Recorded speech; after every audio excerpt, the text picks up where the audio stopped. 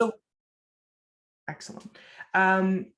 Good morning, everyone. My name is Miriam Golovgir, and this is my webinar, and we're going to be talking about social media stories and how it helps your marketing.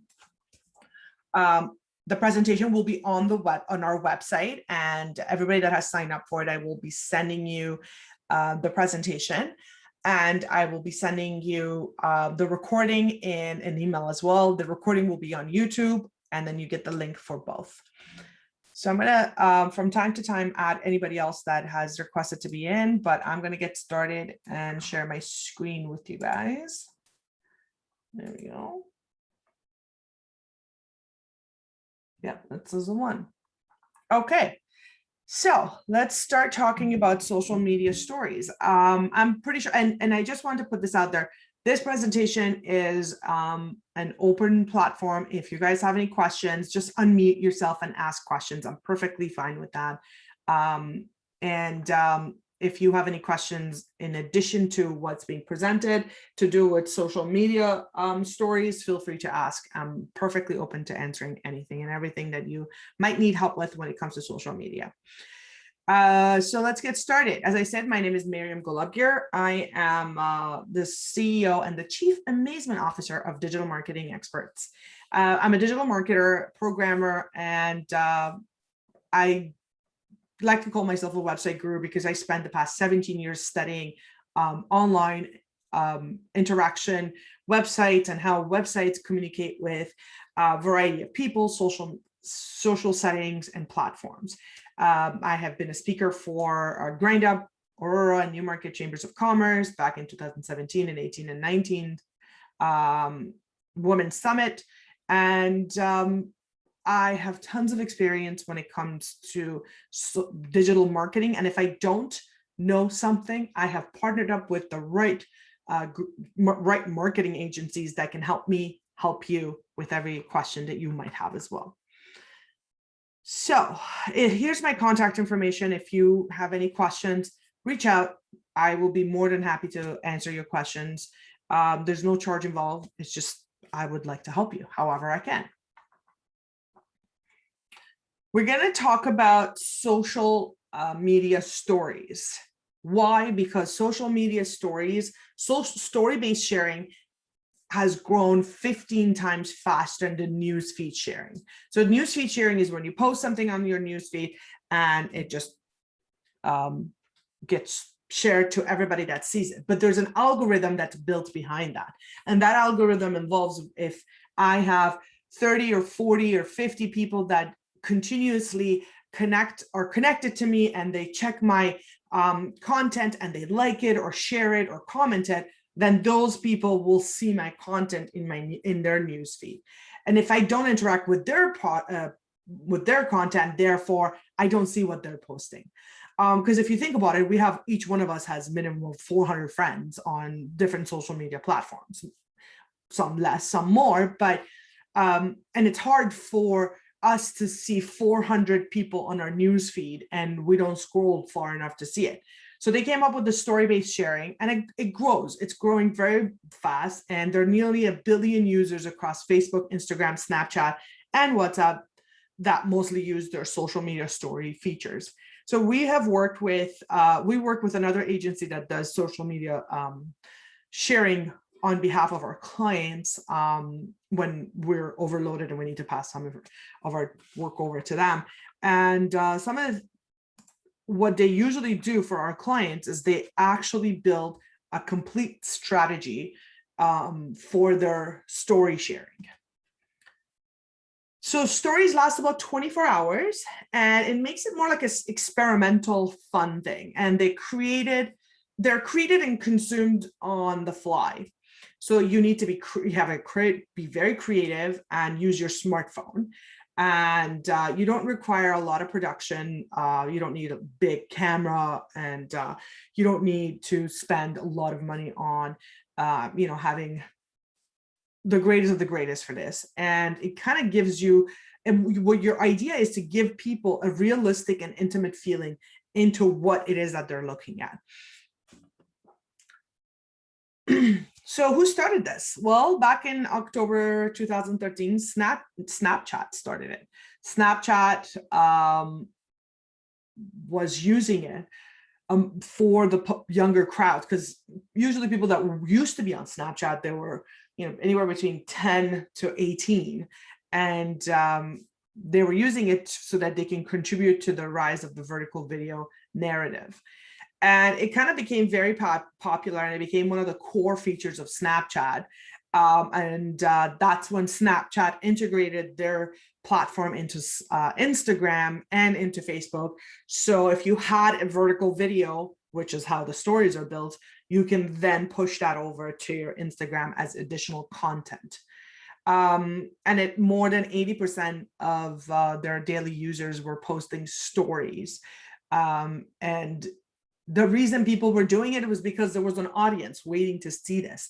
And I see that when I post on the stories for any of our clients, and I'll go over some of the styles that you can do, they tend to get more eyeballs, and they tend to get more direct messages. And you want the direct messages, because if someone's messaging you for something that you have posted on your story directly, then that's a communication that you just started with someone. So if you're selling a product, this makes sense, because you now have someone who could potentially want to buy your products from you.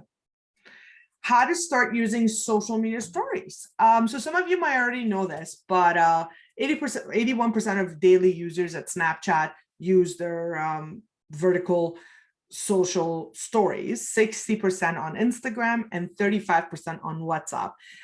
We have a few of our clients that WhatsApp is their main and only source of communication with their users. And it works well for them. Some use Instagram.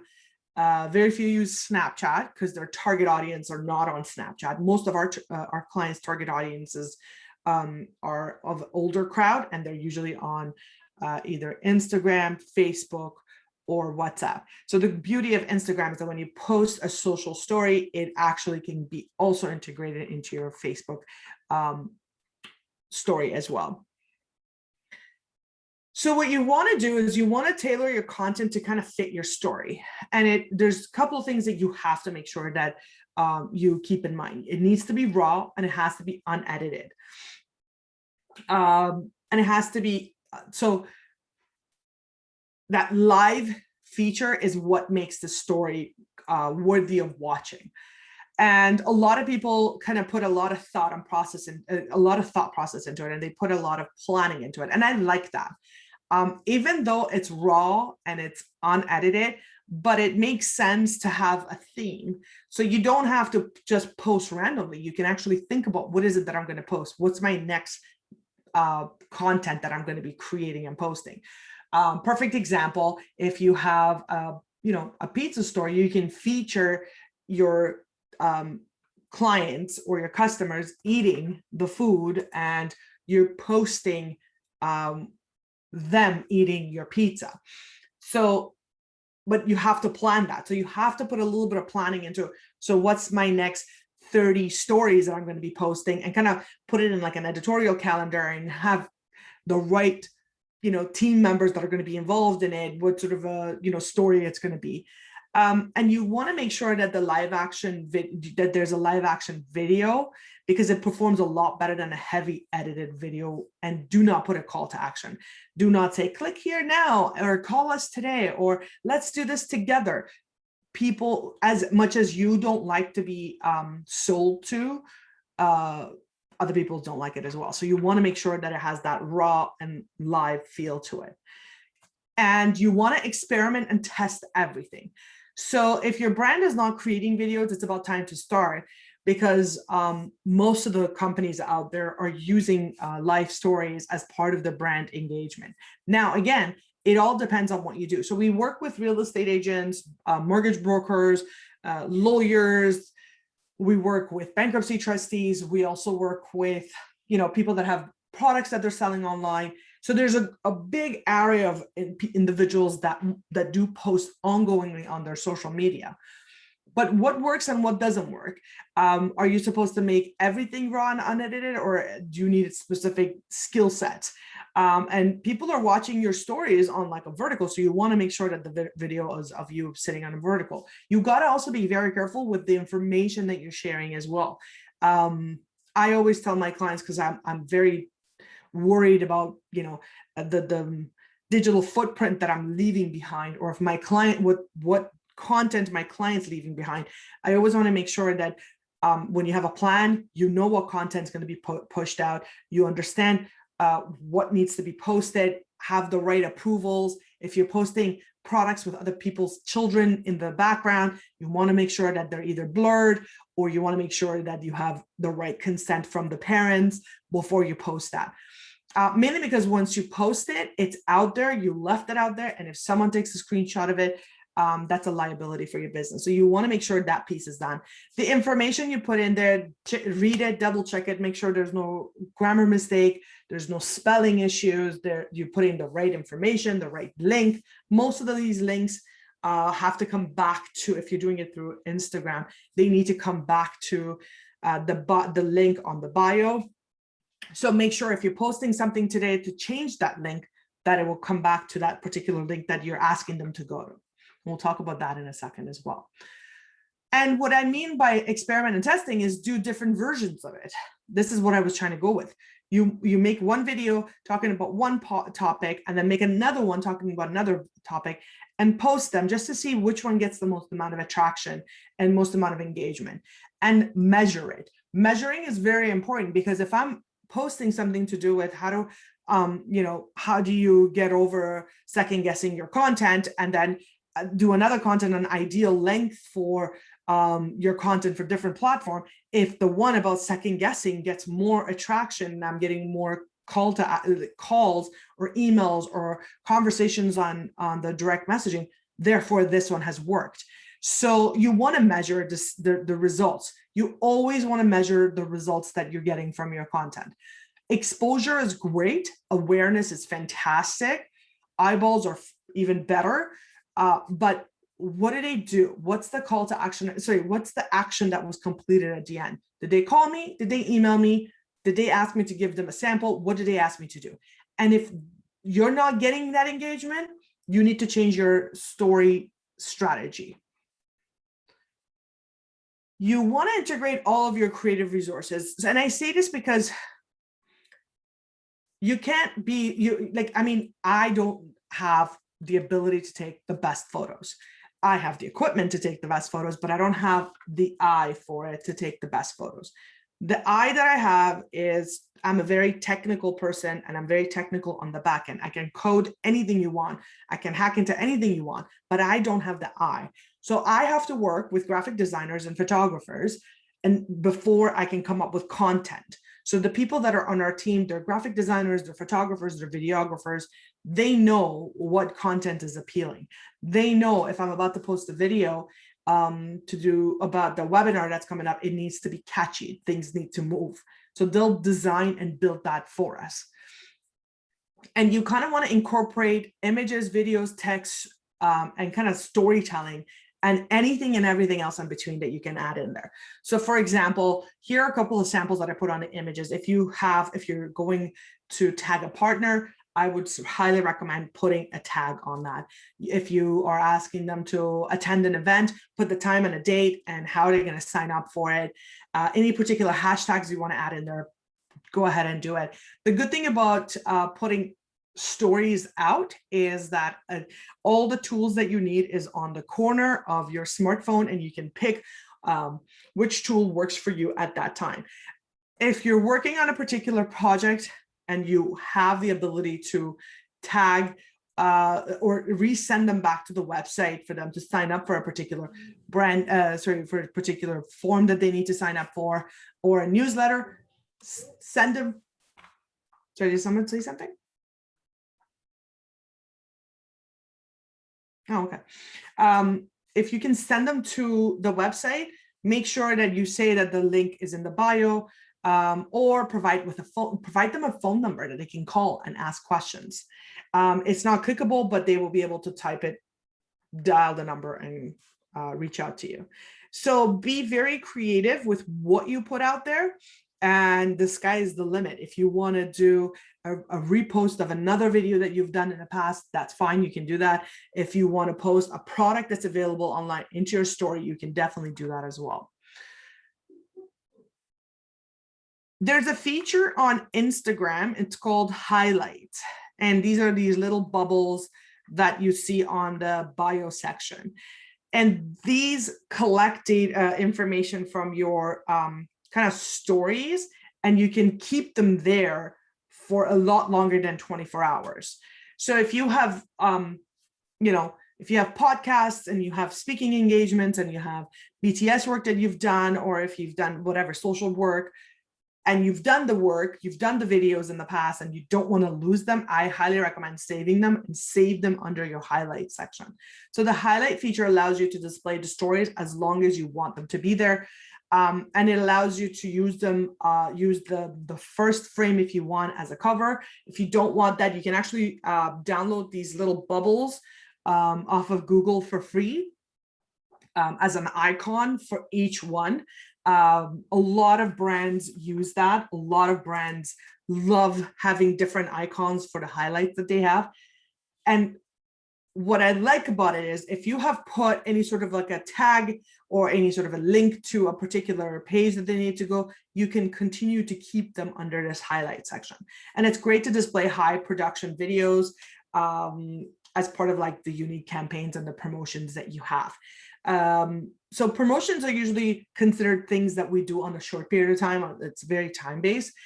I highly recommend thinking about that before you're putting them into highlights. Also, if you have any sort of a one-time deal that finished 2 years ago, don't put that as part of the highlights, because what you put there is permanent and people will make decisions based on that. And be very particular. So we had a client a while back and they had a variety of products on their store and they were posting every single product into the highlights. But ended up happening was they were taking these products after we're done selling them off of their website. Okay, but it's still here. It's still under the social highlight piece. So you want to make sure to if you're posting products and you no longer have them on your website, make sure to remember to remove them off of your highlights if you're adding them in there. If you, same with services, if you have certain services that you no longer offer, make sure you remove them as well. And sometimes if you have a, something to say about your business and you don't want to, and you want to just talk about it, make that video, talk about it. If you have podcasts, post your podcast. And it's a really cool tool to send people to as well and say, are you on your phone? Do you have Instagram? Add us to your Instagram, watch our highlights, and you'll see some of the work that we've done or listen to some of the podcasts that we have as well. This is called, so this part is very important. We want to track what we do. Instagram, Snapchat, WhatsApp, Facebook, they can only give you so much data as far as as far as key performance indicators, KPIs, for you to measure your success. They can only tell you, well, in that past 24 hours, you got 60 people looked at it, and then you have to go and look at your direct message to see how many people actually messaged you. So if you want to learn more about who has come and what they've done and where did they go and how long did they spend on that page, and if they ended up on the website, what did they do? You have to put something called a UTM. Okay, a UTM code is a URL that you put in your stories, and you can track where your followers are going and see how content, what do they like about the content that you posted. How does that work? Is you put the link and then you add that link into your Google Analytics. So if you have Google Analytics built into your website, you can then see, based on all the UTMs you've set up under your existing Google Analytics, how many people have actually interacted with your website. So if you have 10,000 followers, it allows you to swipe up. There's that swipe up feature on the direct on the social part, and then it kind of allows you to redirect people to the landing page. But you can also do that by sending them to the bio section of your website and sending them to your page. Right now, a lot of people use Linktree to send people over. But what I'm saying is you can actually use a UTM and send people from there to your website and then track it off of your analytics. Why do you want to do that? Because you want to see if the people that are coming to your website from your stories are actually the group of people that you're trying to target. Are they people that are ready to buy your products? Are they the people that want to use your services? Where are they from? It tells you that your social media presence is getting more people to visit from Toronto rather than Newmarket. Maybe you need to focus your social media to Toronto now because you have more people that are coming from Toronto. It tells you if they went onto this page, how many of them actually put the products into their shopping cart. And what happened? Did they buy? Why didn't they buy? If they abandoned the shopping cart, what do you need to do to get them to come back and put that product into their shopping cart and finalize that project, the process of purchase? This is important. You kind of want to have a variety of diversify the information that you put out there. It's called explore different structures. So what that means is you kind of want to give them a variety of content to make them think and want and understand your business a little bit better. You can have like a Q&A session, open it up to people asking questions and you answering them. If someone has a question about the dog food you create and what's in that dog food, you can turn that into a Q&A on your stories and let people ask questions. You can host takeovers and allow followers to take a peek behind the scene and kind of create tutorials to show people how to use your products. You want to be able to put polls where people can, provide, if you can ask them a question and they'll tell you how many like this and how many like that, and you can take a measure of what works for your business. So the highlights are designed for you to gather information and connect with people. You kind of want to test different social media story structures to kind of find what works for you. I always say sometimes you want to make sure that I'd like to do behind the scenes when we do it for our clients, especially if we work with a lot of videographers and photographers. So when we do a behind the scene, they get to see a lot more than what we do, because everything we do is so technical that it's hard to explain it. Sometimes it's so hard for you to explain what mortgages are. Sometimes you just need to show how you go into a calculator and how you define if someone is, able to collect a certain amount of money from the bank for their mortgage. So all of that could be part of the social highlights that you create and the information that you create for your audience. And these are great content. And one of the other reasons why you want to do this is because you can actually collect all this information and reuse it and recycle it on different platforms that you have. So if you're doing it behind the scene here, for example, for your Instagram story, you can also post that as an actual post on your Facebook. So you're pretty much making a variety of content for your own existing business. GIFs are great. You can create custom GIFs. There's tons of tools out there that allow you. You can actually use the GIF feature on Instagram and on Snapchat and on the other one, Emo and Telegram, to create your own content. There's another one called Reface that allows you to do custom GIFs and augmented reality features. You can, again, if you have a smartphone, you can use Facebook, Instagram, and Snapchat's augmented reality features to create really cool stories for your audience to follow. One of the things that you can do is if you have a Shopify account and you want to post your augmented reality off of, so if you have a product on your Shopify and you want to build a content with that product and then post it on, let's say, Pinterest or Instagram, through Shopify, there are plugins that allows you to do that. And I would highly recommend using that.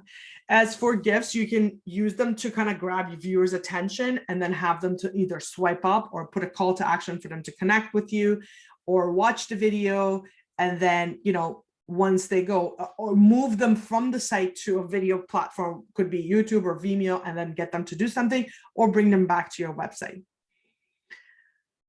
So social media stories can be it can be used as an authentically revealing glimpse into your company culture and kind of highlight relevant things that you do in a day. But at the same time, it could be just your tool to communicate and speak to your end users. And it's also a way for you to promote your brand's voice online. But one thing you have to keep in mind is that when it comes to the stories, if you don't have a plan, if you don't know what you're doing, if you don't put it in like a blackboard and say, this is what I'm going to do with my stories, these are the filters I'm thinking of using, then I'm going to put these stickers on it. These ones are the ones that make sense for this week. And then we're going to put the different types and then like kind of capture that content and then we'll share. If you don't have that plan, what ends up happening is it becomes a mishmash of information that you're just putting out there, hoping one of them is going to work. If you have a particular promotion going on this week, build your stories around the promotions that you have. If the government comes out with a new information about mortgages and you're a mortgage broker and you're doing stories about mortgage, make that government reports into your stories. So you can do it on a weekly basis, or you can design and set it up for 30 days. So that's what we do. We design everything that we have for 30 days. We say, these are the posts that we're going to put out for all of our clients. And then make it into an editorial calendar. We know what information we're going to post. We know which stickers we're going to use. We know what type of wording we're going to use for our labels. We know if the video is going to be of our story, off of our regular smartphone, or is it going to be a video that I'm going to shoot and then later on send it to the client off of their Google Drive, and then they'll pick it off their phone and then they post that. So you can do so much of that. So when they do that, we shoot the video, we send it to them, and it's based on their real life, but it's not off of the client's phone because they just didn't have the capability to do that. So we did it for them and send it, but it's an authentic live video of what's happening, and just there's a bit of a between my hand and his hand kind of situation happening, and then they post it. So if we have a plan for 30 days, the information is it makes sense, and kind of we can manipulate the day for that information to kind of fit into the day. And that's about it. Do you guys have any questions?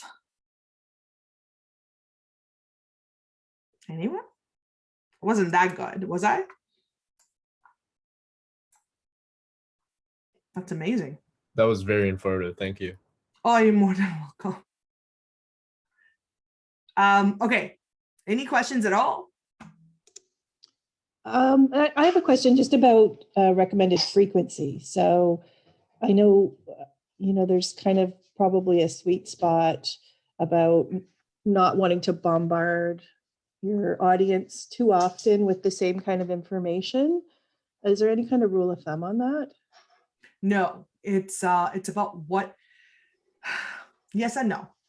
So no, because the reels are based on what happens in your business, but you can't be that amazing of a business that every day there's something fantastic happening to you. So when we build the stories for the week and we have the calendar, we could have it for 4 days a week, or even sometimes 5 days a week, depending on what's going on out there. The past year and a half has been a mishmash of everything. So we have clients that want to post every day and they have an audience, and the audience are waiting to hear about it from them. We also have clients that have nothing to say because they're just like bombarded with other stuff that are happening. And they're like, I just want to post. I just want to have a presence online, maybe once a week. So it's all depending on the type of business you have. If you have particular products that you're selling, and you kind of want to have a different promotion for them on a daily basis. And we have that. We have clients that have a promotion every day for something else, and they post that. Or if there's a giveaway, those are great. But one thing that you got to keep in mind is that there's a timing and days for certain type of posts. Monday mornings are horrible because people are busy and they're working. But Monday lunchtime, they're great. You can post something around Monday lunchtime. After work, again, it's great. Anytime after 5 or 6, go ahead and post. If you're hosting a webinar, don't post about it the day before, because you want to build the momentum around that. So give yourself a bit of time just to get, people to learn about it and want to sign up and understand it more. If you're selling products, you can post it anytime, but make sure that it's around the time that you're available to answer questions. So if someone's trying to buy something from you and they have a question, they should be able to talk to you about it and ask you questions. So there's a bit of a timing, but again, it's very common sense to what you and your client's expectations are, not necessarily something that's universal for everybody. I hope that was good. Yep, that's good. Thank you. Excellent. Awesome. So I'm going to put everything online for you guys to go ahead and look at it. If you have any questions, you have my contact information, please reach out and I'd be more than happy to answer it.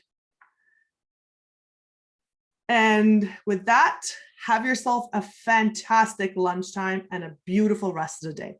Bye, everyone. Thank you so much. Bye. Welcome. Take care. Bye. Thank you. Bye.